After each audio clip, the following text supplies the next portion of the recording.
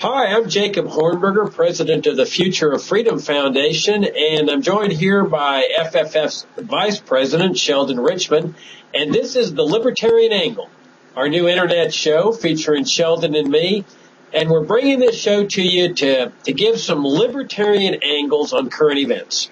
Now, why are we doing this? Well, obviously, because one reason is because the shows that you catch on the mainstream media, television, radio, internet, are just about as boring as you'd ever find them.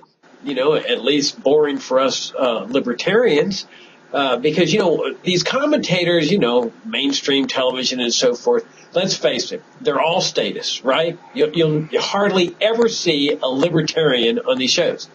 And that's because these commentators have the little status mindset that was inculcated in them from the first grade on up. They operate within this little status box, which accepts the premises of the welfare warfare state. And the last thing they're going to do is bring on a libertarian that's going to challenge the premises of what they're talking about, what they believe in, right? And I mean, you see this all across the ambit of welfare state programs, the drug war, the warfare state. You see it most recently, for example, on this exciting debate on the minimum wage.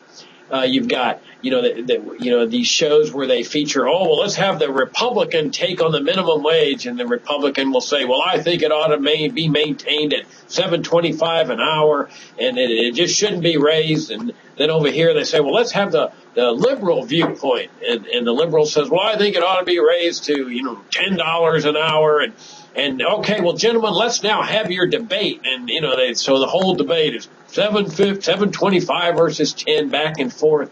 And then the status commentary comments on how exciting this debate is. That, oh, doesn't this show the ideological divide between conservatives and liberals? And the whole thing's ridiculous. I mean, just ludicrous.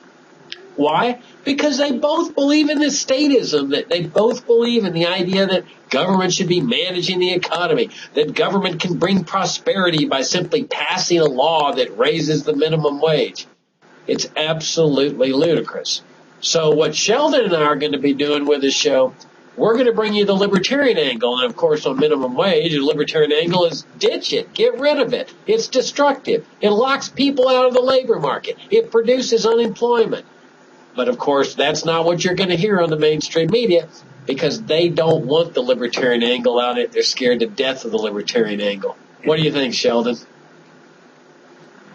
Well, I agree. I watch a lot of these shows. I do get ideas for articles. Otherwise, I probably wouldn't watch them. I hate to punish myself like that, but it is worthwhile for that purpose to see what they're saying. And it is pretty much a string of people who all agree with each other and who never discuss foundational matters. They never really burrow down to the basics. You know, what should government be doing? What is government? There's no discussion about that. So the minimum wage is a good example, whether the fight's going to be between keeping it as is or raising it as President Obama wants to do over two steps, I think, raising it to $9 by, I think, 2015. And to add insult to injury, he wants to index it for inflation. The only saving grace about the current minimum wages is inflation has eroded it over the years, which means it doesn't have the bite that it would normally have, and therefore has not been as harsh to the low-skilled people as it would have been.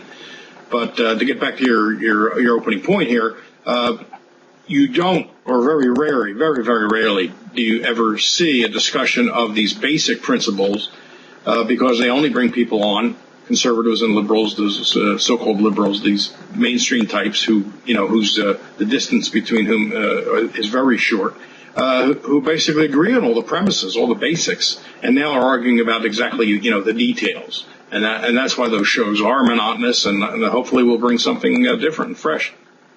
Yeah, would you explain to us, Sheldon, why it is that the minimum wage really is so destructive, and why we libertarians oppose it? You know, we're often accused of hating the poor and hating the needy and so forth, especially by the liberals. But to me, the minimum wage is a classic example of how untrue this is. And would you kind of explain to us why it is that it's so harmful? Sure. Now, we don't live in a free market, and nothing like a laissez-faire market. We have government intervention all over the place, so that complicates the story a little bit, but not so much that the main story still holds. Wages and prices. Wages are a kind of price, right? It's the price of labor services. So it falls under general price theory, and prices are determined in the marketplace through the haggling and bargaining by people who are trying to buy and sell goods and services, and labor being one of those services. And ultimately, people have to be selling something consumers want to buy, because consumers have free choice whether to buy or not, and from whom to buy. So that's kind of the star that things have to be aiming at. And if a firm were not to care about what consumers wanted to buy or not, and just said we'll buy labor, we'll buy raw materials, we'll buy machinery, and I don't care what price I pay, because I don't care whether consumers will be willing to pay a sufficient price, a firm like that won't exist very long. So ultimately, what we're aiming at is sales from consumers. Prices ultimately get set in this process by buyers and sellers deciding what to buy, who to buy from, and how much to buy. Wages are set pretty much the same way, and so for the government to come in and say, well, we don't like the wage that unskilled laborers are being paid, we think it should be higher, therefore we're going to legislate it. You can't expect there not to be negative consequences from that, because, like I said, the wage is the result of a particular process which has real factors determining it. And for the government to come in and just ignore all that and say, no, we know better, is to claim knowledge that bureaucrats and politicians can't possibly possess. So inevitably, they're going to set the wage. If they're raising it, they're setting it above the market clearing price. In other words, they're setting it higher than unskilled labor, higher than the value that unskilled labor can produce in an hour. And therefore, a lot of those people are going to lose their jobs. Jobs that would have been created won't be created, which means some people won't get that start, that first rung on the ladder that they want to need for their future. And even when jobs aren't lost outright, they can be made much more unpleasant as employers try to, if they have to pay the benefit in a wage, they can't then provide other benefits that they might have been providing, like fringe benefits or on-the-job training, or even just a more pleasant workplace. They'll have to cut somewhere else. So that will hurt, again, the low-skilled, most vulnerable people. So the alleged beneficiaries of this are the victims of it. And economic theory shows that that's true, and empirical studies overwhelmingly show that's true. The other side can basically come up with one study that claims it wasn't the case, but that study has been shown to be methodologically flawed, and lots of problems with it. But it just goes to show economic laws operate whether we want them to or not, whether we're aware of them or not. It's kind of like the law of gravity. So if we ignore them, if we try to ignore them, if the government tries to contradict them, there are going to be bad consequences. Many cases they're unintended. Sometimes the bad consequences are not unintended. But nevertheless, the beneficiaries are going to be harmed. Well, did you catch that piece by Paul Krugman that sort of gave this argument away in a sense, where he was calling for, where he suggested that a $20 an hour minimum wage would be bad, but a $9 one wouldn't be? Right. Yeah, that's an interesting article. I think it's something our side should be familiar with. I mean, I'm always a believer in knowing your opponent's case better than he does. And so I think people should read that article. It was in last week's or the week before, New York Times, be easy to find.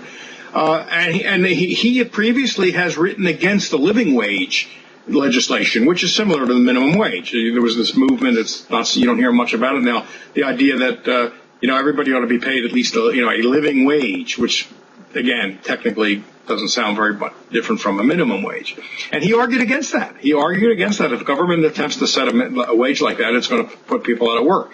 Now he's saying, now that he's a New York Times columnist and basically an apologist for for the Obama administration. Now he's saying, and the article is called "Raise That Wage," that it can be raised from $7.50 or $7.25, I guess it is, to $9 without really harming anybody. I mean, maybe he might allow that if there's a few people will get hurt, but he says generally because productivity has increased over the years since the last time the government raised the minimum wage, and because the little bit of inflation that we had since 2007, I think that's when the last time it went up. There have been, a couple percent per year of inflation, price inflation.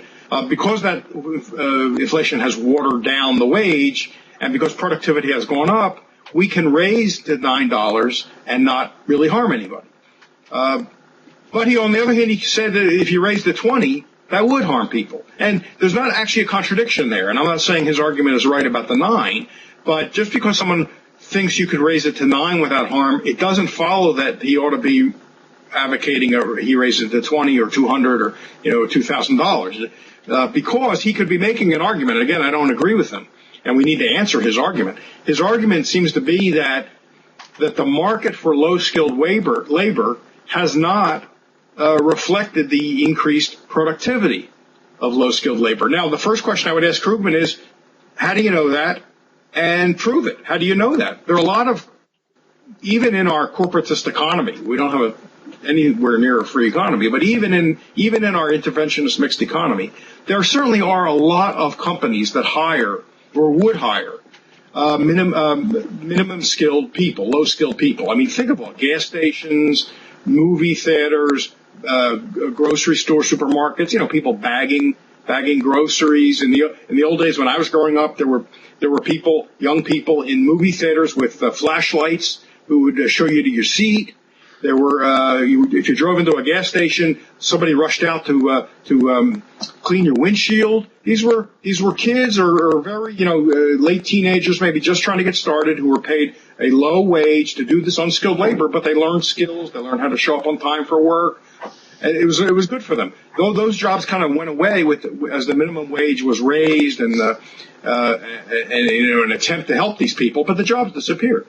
So I would ask Krugman, why are not all these potential employers of unskilled labor bidding up the price to 9? If 9's the right price, it would be 9, even with our interventionist economy. Yeah, and I think the other thing that we libertarians talk about that the status never even occurs to them is the whole concept of economic liberty, which is so important to us libertarians, that we ask the fundamental moral question. Why shouldn't people be free to enter into mutually agreeable transactions? We argue that in every time somebody enters into a peaceful exchange with somebody else, their standards of living rise on both sides. And we know that because they're giving up something that they value less for something they value more. And a wage rate's no different. Why shouldn't employers and employees be free to enter into these mutually agreeable transactions? That never enters into the mind of the statist. So I think that's another important thing we have to remind people. That's right. Right. They always have reasons to override free exchange. A market markets come down to people exchanging things because they believe they're better off making the exchange than not making the exchange. And so government has endless reasons and the pundits for thinking that, oh no, in this case and a million other cases, we can't allow free exchange. So as Murray Rothbard pointed out in a very nice brief article about the minimum wage he wrote some years ago, what the minimum wage law does is outlaw jobs. How this is supposed to help low-income people or low-skilled people is a mystery, but it will outlaw jobs. Today you have people working for $7.25.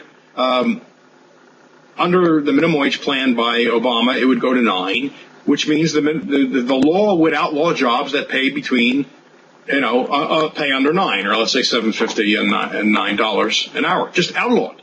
Now, in order for that not to hurt anybody, you'd have to make the following case. There's nobody in the country whose skills are so low that they don't produce $9 worth of value or more per hour. And that's ridiculous when you put it that way.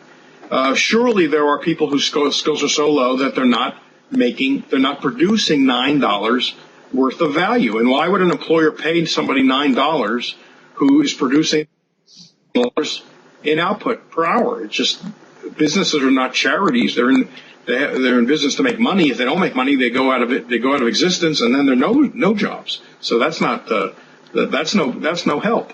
The point is, they ought to call this legislation to outlaw a certain class of jobs. It would be much more honest, and people would see what it means. Well, you mentioned Murray Rothbard. He certainly was a big influence on me, and most of the people listening to this program are going to be familiar with Austrian economics if they're libertarians, but Murray was certainly one of the giant figures in the Austrian movement, along with his teacher, Ludwig von Mises. People wanted to learn more about this whole minimum wage concept of managed economy and interventionism from a libertarian standpoint. The book that comes to my mind is Economics in One Lesson by Henry Hazlitt, along with maybe Ludwig von Mises's Economic Policy, or I think it was The Crisis of Interventionism. Can you think of any others that you'd recommend? Yeah. Well, if you just go onto one of the search engines and put in Rothbard's name and the minimum wage, it'll come up. It was an older article, but it was posted recently at LewRothbard.com, where he goes through the basics. It's a very readable, brief article that could have run easily in a newspaper, because it's just clear and written for non-economists, and it just it elaborates a little bit on this point that I made, that this is outlawing jobs for people who can't make $9 or more can't create $9 or more in value for an employer. It's basically saying you can't work.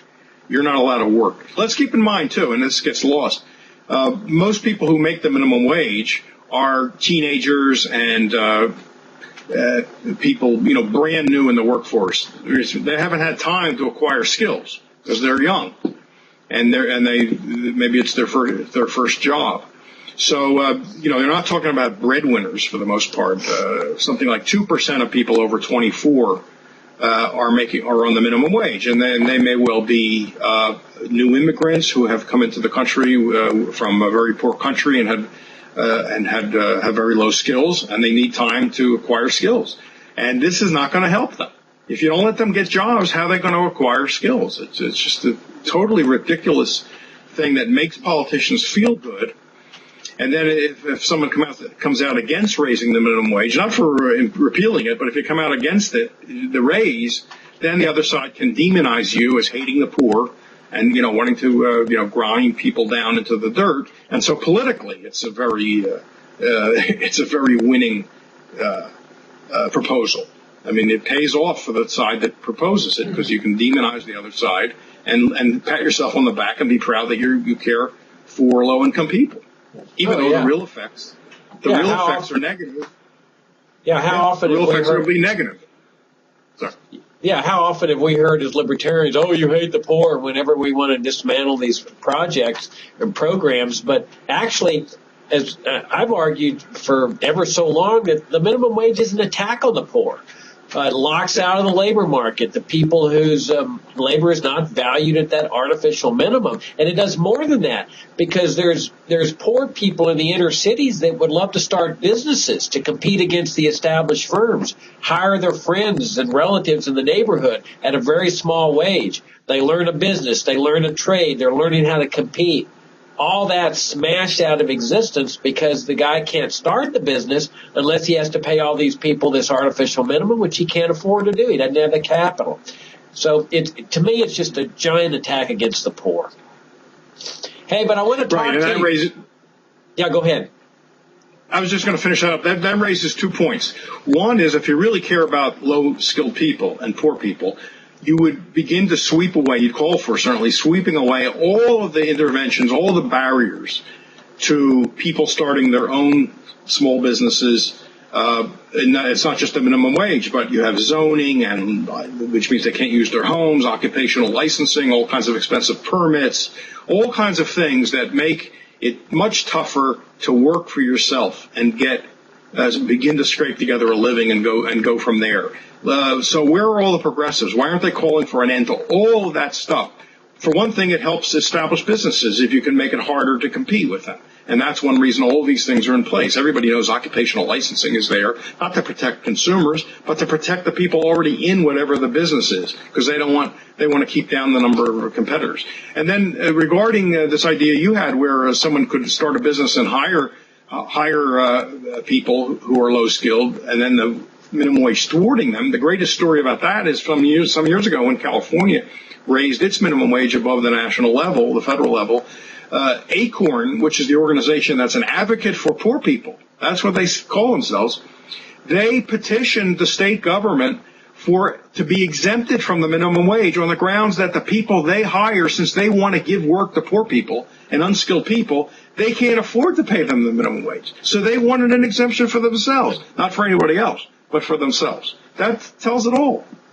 Well, it's not the only example of hypocrisy among these people. That more and more people are pointing out that the members of Congress don't pay their interns a minimum wage. In fact, they pay them zero. And their argument is, oh, well, they're over here learning about government. They're learning the basics and fundamentals of the political process. Well, that's exactly what we argue out here in the private sector. People want to learn a business. They want to learn a trade. They might want to work for nothing. They may want to work for $1 an hour. Why shouldn't they be as free as the interns that are working for the members of Congress? Well, last year the Labor Department was talking about outlawing private sector unpaid internships on the grounds that was below the minimum wage. And like you say, there are teenagers, college students who would basically die to have an internship in some of these places because it's in a field that they hope to enter when they are finished with school. And they want to make contacts and learn the trade, and they are more than willing to do that for free. I don't know whatever happened. I guess that proposal didn't go through, but they certainly were talking about it for a while. Hey, well, I want to talk about the great big scary sequester scenario. I mean, I feel like I'm like back in Y2K, the sky's falling and all the old fears are coming back. And this is really hilarious for us libertarians. I mean, the mainstream commentators are very grave and somber and, oh, this is going to be something horrendous. This is the most ridiculous thing in the world.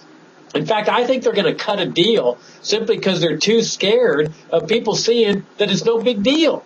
Because once people realize it's no big deal, then all the fear-mongering of all these crises is going to maybe disintegrate. But notice what they're doing, Sheldon. Now notice it's not a cut at all. I mean, government spending is going to increase from 2012 to 2013.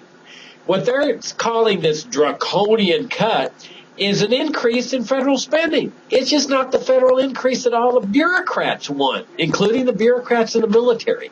And notice what they're doing. Instead of getting rid of the waste, fraud, and abuse here, which is a perfect opportunity to do that, they're already talking about, oh, the troops are going to suffer from inadequate training. They're going to be going into battle without the right equipment, not enough bullets, and the welfare state is going to, crack at the seams. People aren't going to get their checks on time. Maybe the brutal dictators that get our foreign aid might have to wait a week before they get their little foreign aid. This is ridiculous, Sheldon.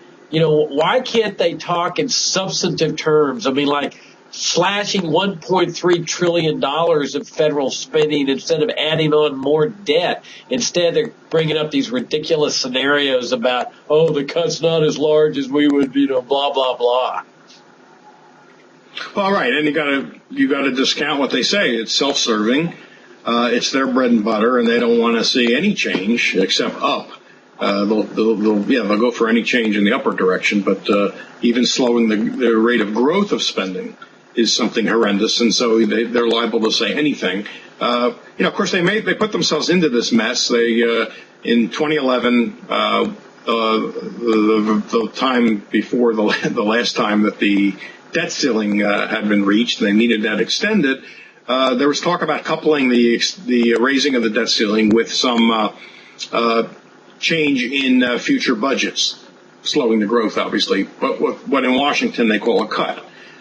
Because it's less than you were hoping to get, even though it's more than you now have. That's still called a cut, but anyway. And so they created a super committee, which was supposed to come up with a package of of budget reductions in like I say, in the rate of growth.